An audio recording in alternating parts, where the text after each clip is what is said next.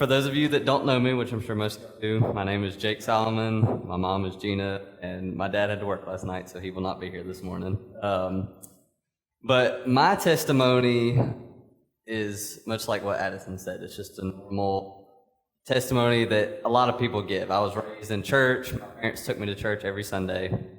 I was baptized at a young age, gave my life to God. Well, as you know, life goes on, and you grow up and learn all of the bad things that happen in life. Get pulled into a lot of things, a lot of hatred, bullying, stuff like that, that just really beats you down. Well, something that I've always thought is true in life is you lose something and you gain something.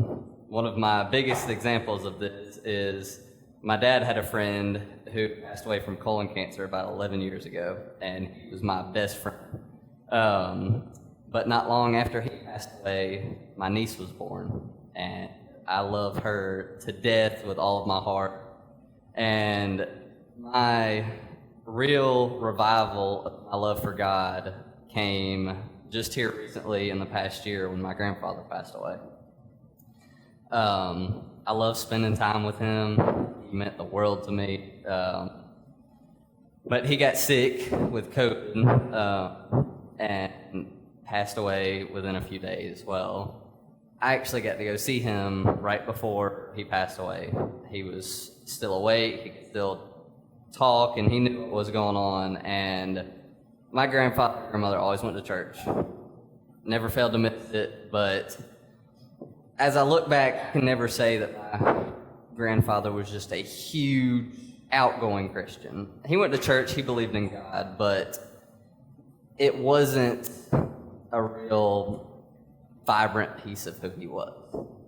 My grandfather grew up in a tough home. Both of his parents died when he was young. He was actually raised by his sister. But you would never know that. He was the best man in the world. He would do anything for anybody. It didn't matter what it was. Both my mom and my sister have lived in their house before when they were going through tough times. He actually added on to their house, which is what I knew as his man cave, but it was actually an enclosed garage that he had closed in another room for his family to stay. But as he laid in that hospital bed, and he was going to have to be intubated, and he said no. He said, I don't want it. I don't want that tube down my throat. He said, I'm at peace. I know where I'm going. I know what I have done. I know what I'm leaving behind. And seeing him go like that was the best thing ever. And now that I had looked back on it, there were so many things that were not a coincidence. It was a plan of God.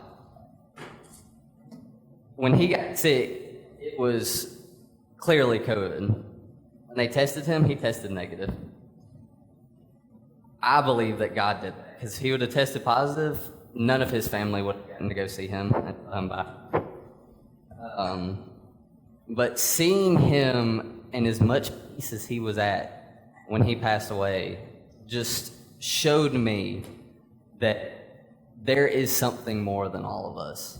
There is something higher, there's a higher power, and I have no doubt in my mind that he's up there with his brother right now fishing, because that's what Uncle Wayman always loved to do.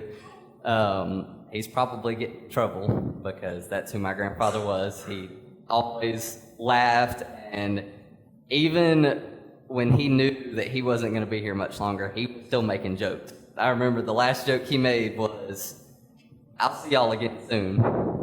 I hope. So that loss in my life, which was one of the biggest losses I've ever had, truly brought me closer to God. I've been to FCA all 4 years of high school. I went probably 7th, 8th grade in middle school, but it was just something all my friends went to. I believed in God, but I always had a doubt in my mind. Is all of this really real? is there actually something, or is this just something a lot of my friends believe in? Well, after my grandfather passed away, that definitely changed my perspective, because I knew then that there was something. I became an FCA leader this year, which I am beyond blessed to serve with Reese and Addison and Eli. I love it, and just seeing the power of Christ work in people. I remember I had a best friend back in middle school that I quit being friends with because he got into some things. Well, now that I'm a part of the student section, I've got to see him a lot more. And he is one that didn't believe in Christ, because everybody that said they were a Christian that he saw were all hypocrites. They said they were Christians, but they would just go and just do unchristian-like things. So he was like, I don't want to be a part of that, because I don't want to be somebody that says they're one thing and does something else. Well, recently that I've been talking to him, he's been going to church. He is now a believer in Christ. His brother just got baptized at Fall Sports Night the other night. And I believe that God has moved in his life and is allowing him to see what he has done. And just the many of people that I see at FCA that are moving towards Christ, that just, you can feel the presence.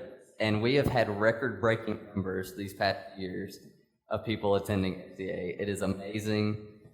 But the bad times in life, in my opinion, teach you the most and you're the closest to people.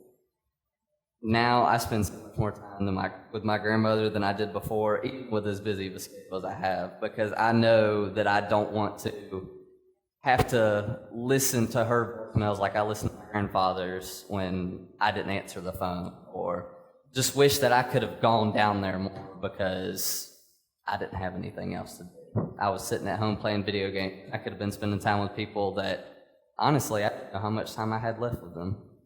So, loss in my life has got to be what God pulled me to him through.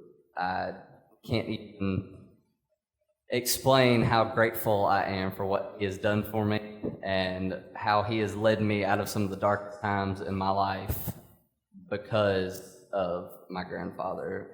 So I have got to say that my grandfather is the one that saved me from being pulled into things that I shouldn't have done, and I am so thankful for this church. I was not raised here, but I feel like I might as well have been.